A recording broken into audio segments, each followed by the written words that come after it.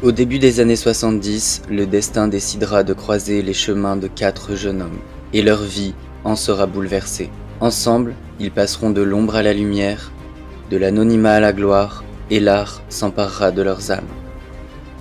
C'est alors que naîtra le groupe le plus iconique de tous les temps, Queen. Another one bites the dust. Another one bites the dust.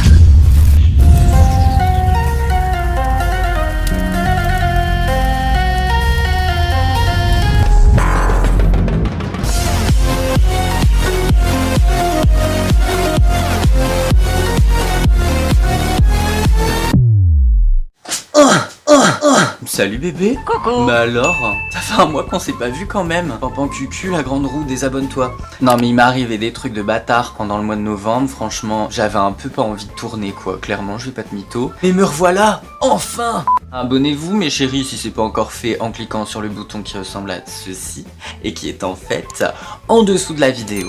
Et active la cloche de notification pour avoir une notification à chaque nouvelle vidéo. Ok.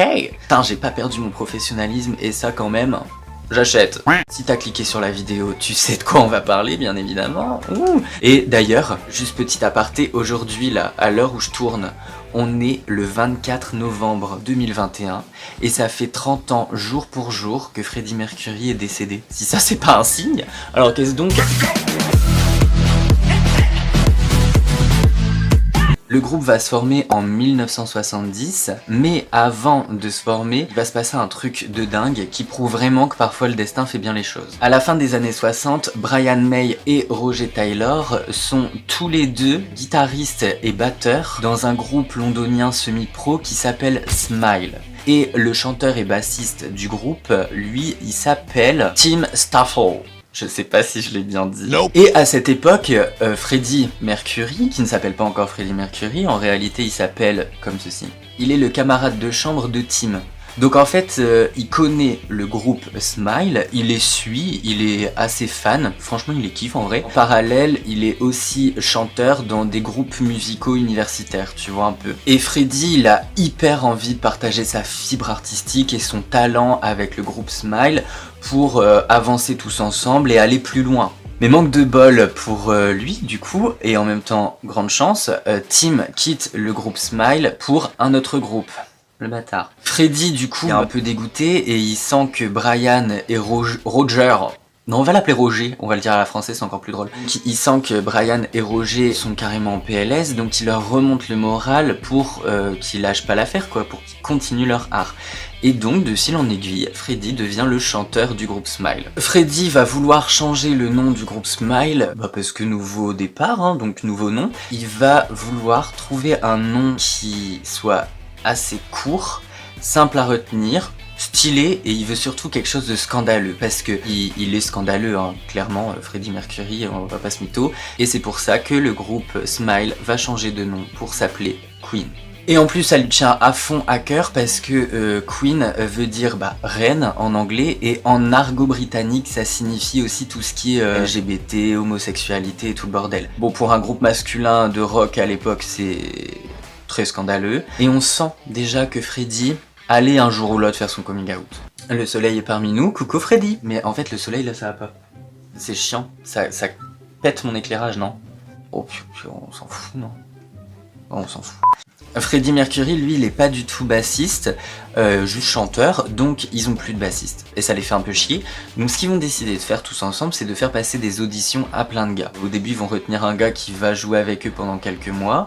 Ensuite, c'est Barry Mitchell qui va le remplacer lui aussi pour quelques mois. Et finalement, ils vont recruter John Deacon qui va rester tout au long de sa carrière dans le groupe Queen. Il le recrute en 1971, donc à partir de 1971, le groupe est au complet. Alors certes, John a un talent de ouf, mais il l'embauche aussi pour sa personnalité qui matche à mort avec l'univers Queen.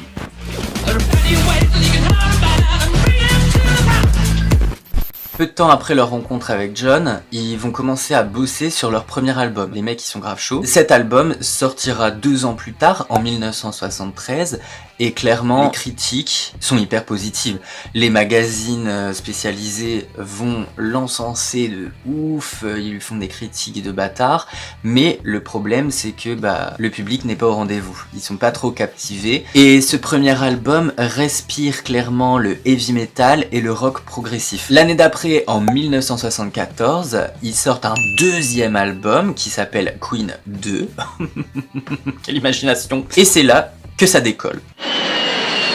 Grâce à cet album, ils commencent à se faire un public et surtout à gérer commercialement parlant. Et ils vont trouver petit à petit leur identité. Parce que dans cet album, il y a beaucoup de musique rock, de solo psychédéliques et aussi des envolées baroques qui va représenter Queen en fait finalement. Alors avec tout ça, ils vont partir en tournée aux États-Unis avec le groupe Mod the Hoople. Ils vont faire la première partie du groupe en fait, et ça c'est super, on en veut, on adore. Et ils font pendant les premières parties des shows toujours incroyables, et c'est comme ça qu'ils vont commencer à se faire remarquer par le public, par les critiques, les journalistes et tout bordel, parce que ils ont une présence scénique de dingue, tu vois. Et alléluia, leur album finit 5e dans le classement des meilleures ventes au Royaume-Uni. Là clairement c'est leur vrai premier succès, tu vois, ils sont hyper heureux. En plus ils ont un single aussi qui arrive 2e dans le classement, donc alléluia. Ça les fait chier un peu parce qu'en fait les ventes décollent pas trop aux États-Unis, mais bon voilà, soit ça va arriver, ne vous en faites pas mes petits chats. Et petite anecdote sur cet album aussi, la pochette de l'album Queen 2 que voici va servir de base visuelle pour leur futur clip, de leur futur hit international, Bohemian Rhapsody. La même année, en 1974, le groupe va sortir un nouvel album, Sheer Earth Attack. Et cet album se vend très bien au Royaume-Uni et aussi en Europe, et il finit même disque d'or aux États-Unis. On applaudit. Bravo. Alors clairement, pour l'époque, cet album est ouf, parce qu'il mélange énormément de styles musicaux. Dedans, il y a du musical, il y a du heavy metal, des ballades, du ragtime et un chouïa de musique des Caraïbes. Et donc petit à petit, j'ai envie de dire tout naturellement, le groupe va mettre de côté le rock progressif pour se lancer dans un style musical plus diffusable en radio. Pendant l'année 1975, le groupe va enregistrer et sortir un nouvel album encore. Dis donc, ça bosse dur. Et à l'époque, cet album sera l'album le plus cher jamais produit. Cet album s'appelle A Night at the Opera. C'est bordel mon accent. Et c'est grâce à cet album que le public va découvrir le hit mondial, international de l'univers intersidéral, Bohemian Rhapsody. D'ailleurs, ce titre a demandé à lui seul 3 semaines de studio pour l'enregistrer, rien que pour ça. Et de base, la maison de production voulait pas du tout le passer en radio, qui dure quand même 6 minutes, donc c'était un peu compliqué. Ils voulaient le raccourcir de ouf, tu vois. Bon, après, ils l'ont raccourci pour les passages en radio, mais de base, ils voulaient le raccourcir déjà, en fait. Et que le son sorte comme ça, donc ils auraient coupé tous les passages opéra et tout machin, ce qui est complètement con. Queen s'est dit, les couilles, on le laisse comme ça, on vous emmerde, c'est notre art. Et franchement, ils ont bien fait de pas le couper parce que il est resté numéro 1 en Grande-Bretagne pendant 9 semaines. Et aujourd'hui encore, c'est le 3e single britannique le plus vendu de tous les temps.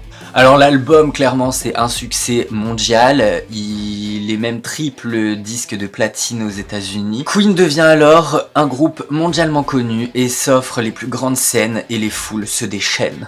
Bon, à ce moment-là de la vidéo, bébé, on va faire un bond dans le temps, pendant lequel ils vont sortir plusieurs albums à succès qui font que grandir leur popularité et les élever. Et paf, on arrive en 1978. Alors cette année-là, ils vont sortir un nouvel album qui va pas trop plaire aux gens, parce qu'ils vont faire un album de jazz dans lequel il n'y a qu'une seule chanson de rock, donc tous les fans de rock qui sont là depuis le début de Queen, ils râlent un peu, ils sont un peu colère tout rouge. Et clairement cet album se fait clasher même par le magazine Rolling Stone. Je vais te dire d'ailleurs ce qu'ils ont dit, les enculés. Queen n'a pas assez d'imagination pour jouer du jazz. En l'occurrence, ils n'ont pas non plus l'imagination nécessaire pour jouer du rock'n'roll.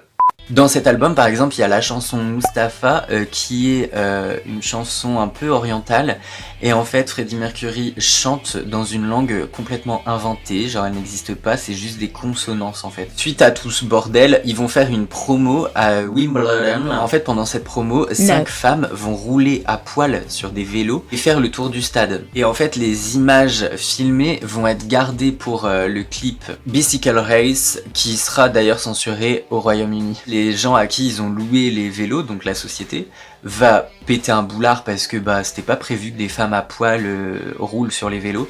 Et donc la société va demander au groupe de rembourser intégralement toutes les selles. C'est trop drôle.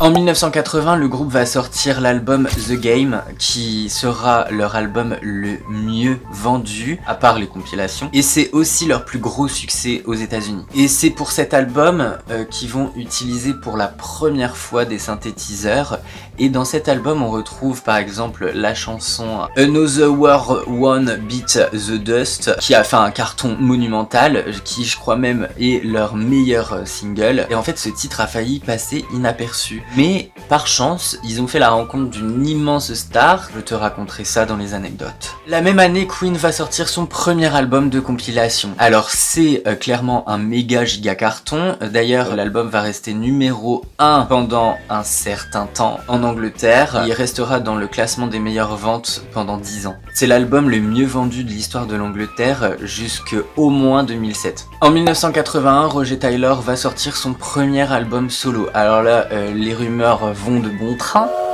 Queen se sépare, ça y est, c'est la fin d'une belle histoire.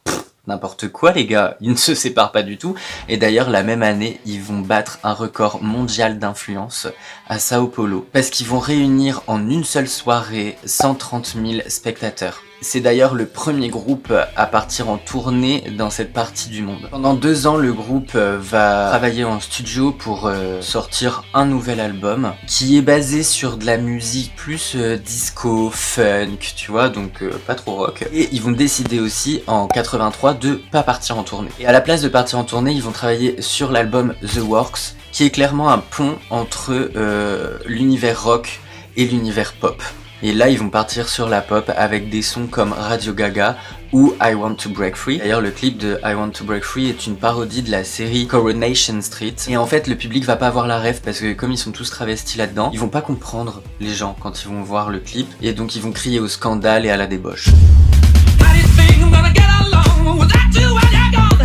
Le 13 juillet 1985, Queen débarque au Live Aid. Il n'y a pas de H, donc juste Live Aid, qui est en fait un énorme concert qui rassemble plein de stars pour récolter des fonds. Ils viennent bénévolement quoi. Et ils vont faire un putain de méga carton, ce qui va propulser une fois de plus les ventes d'albums de Queen. Et la même année, donc toujours en 85, Freddie Mercury va sortir son premier album solo. On suppose aussi qu'à ce moment-là, il avait annoncé aux autres membres du groupe qu'il était atteint du sida. En 1986, le groupe va sortir l'album A Kind of Magic. Et plus tard dans l'année, ils vont faire une tournée à guichet fermé pour promouvoir cet album. Ils finissent cette tournée au stade Wembley.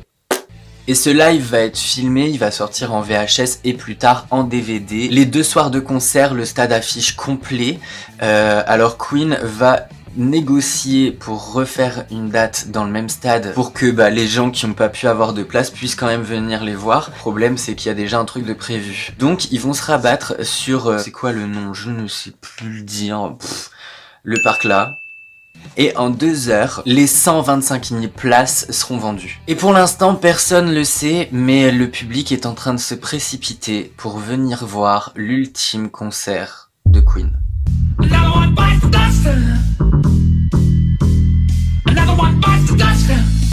En 1989, le groupe va sortir l'album The Miracle. Ils vont annoncer dans la foulée qu'ils feront pas de tournée, mais Freddie Mercury va dire que c'est son propre choix, en fait, que ça vient de lui cette décision.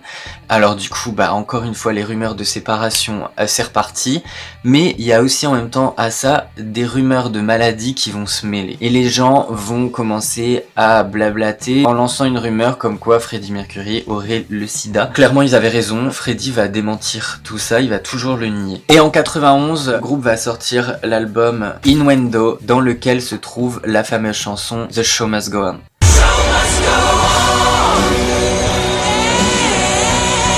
Quand tu sais que c'est l'année de décès de Freddie Mercury, tu te dis mais est-ce qu'il essayait pas de faire passer un message à travers cette chanson? Le 23 novembre 1991, Freddie Mercury va annoncer dans un communiqué qu'il est atteint du sida Et 24 heures plus tard, le 24 novembre 1991, il y a 30 ans, jour pour jour, Freddie quitte ce monde à l'âge de 45 ans. Le monde est en deuil et le 20 avril 1992, un concert est donné en hommage à Freddie Mercury et énormément de stars et d'icônes de l'époque sont présents sur scène, comme par exemple Elton John, George Michael, David Bowie, Metallica et Liza Minnelli. Et ensemble, ils vont interpréter avec les 3 membres restants du groupe une sélection de chansons de Queen. Et c'est un carton monumental encore une fois, le concert est vu par plus de 10 millions de personnes dans le monde. Et il figure dans le Guinness des records comme étant le plus grand concert de rock à but caritatif. Il a récolté 19 960 000 livres de dons destinés à la lutte contre le sida. Depuis ça, le reste du groupe a créé une fondation en hommage à Freddie Mercury. La fondation est une fondation qui lutte contre le sida. Ils sont encore aujourd'hui hyper investis là-dedans. Ils font des concerts et tout ça pour récolter des thunes pour leur association. Queen était constitué d'élèves extrêmement brillants. Roger Taylor a fait des études pour être dentiste. Brian May a un diplôme d'astrophysique. John Deacon, il est ingénieur en électronique et il a même conçu lui-même un amplificateur à transistor pour Brian. Et Freddie Mercury, lui, il était graphiste et c'est même lui qui a créé le logo de Queen, se basant sur les signes astrologiques des membres du groupe. Les 2 lions sont pour John et Roger, le cancer, donc le crabe, c'est pour Brian, et les 2 vierges sont pour Freddie.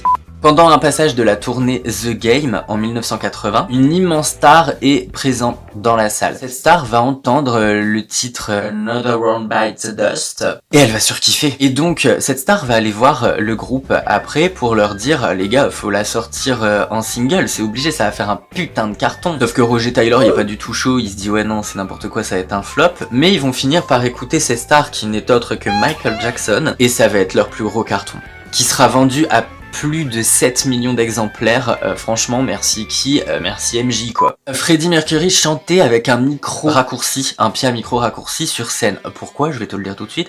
En fait un jour pendant un concert il a pété le pied de son micro, il a trouvé ça archi stylé et il s'est dit vas-y j'en fais ma marque de fabrique quoi. Queen détient le record du nombre de semaines présents dans le classement des meilleures ventes d'albums au Royaume-Uni. 1322 semaines, soit 26 ans. Lors d'un concert à Stafford en 1977, le public n'a pas applaudi le groupe en fait, mais ils ont chanté You'll Never Walk Alone. Ce truc a vraiment secoué les membres de Queen. Et ils ont donc eu l'idée de créer We Will Walk You et We Are the Champion. C'est des chansons hyper simples qui peuvent carrément être reprises par tout le monde comme une célébration. Et en fait la chanson We Will Walk You, c'est une chanson participative de ouf avec 2 frappements de pied et un claquement de main. Ce qui fait en fait que personne n'a besoin de savoir jouer d'un instrument pour chanter cette chanson. Alors ça j'en ai pas parlé dans la vidéo hein, mais cette dernière anecdote en fait elle concerne Freddie et sa rencontre avec Mary Austin, qui fut clairement l'amour de sa vie. Il l'a rencontré dans un magasin de mode, parce qu'elle bossait là-bas. Et direct, ça a matché en fait entre les deux. Elle a 19 ans, lui il en a 24. 4 ans plus tard, il la demande en mariage. Et en fait, elle se rend vite compte qu'il est pas clair avec lui-même, qu'il est complètement perdu. Donc elle va le pousser un peu à s'assumer et à lui dire la vérité quoi. Et il finit par être très franc avec elle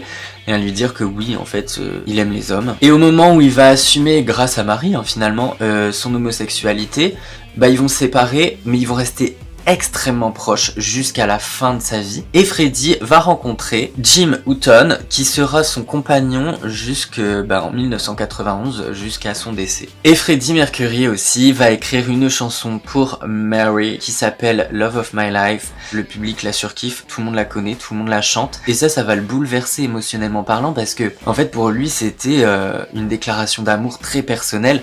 Donc ça va lui faire hyper bizarre que tout le monde la chante aussi en fait. Et ben voilà bébé, cette vidéo est terminée, elle touche à sa fin. Bah moi je te fais d'énormes bisous, j'espère que t'as kiffé. N'hésite pas à t'abonner en cliquant juste ici et là tu trouveras ma dernière vidéo. Je t'aime énormément et on se voit très vite sur la chaîne de La Grande Roue et c'est...